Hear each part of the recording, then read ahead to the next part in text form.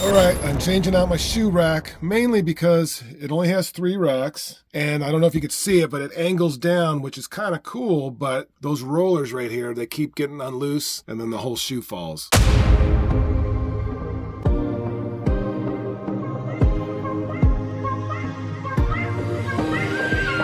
All right, it's time for a new shoe organizer. Let's check it out. All right, there we go. There's the contents.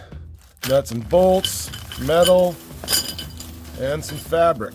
All right, got everything out of the package. All you gotta do is insert these pieces into each other. It's really simple, and there's a great video showing you how to do this on the product site, which I will include a link. All right, very important. Before you put the top piece on, you gotta install these layers where your shoes are gonna actually sit. So I learned that the hard way. I should have watched the video, but that's what you gotta do. All right, I got all the layers in. Everything's connected. It does come with some side bags that you can put over here, which I'm going to install next. And it does have instructions, but it's pretty easy once you get to going.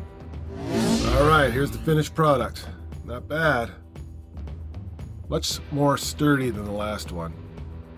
I don't know if you can get in there and see those red Pumas.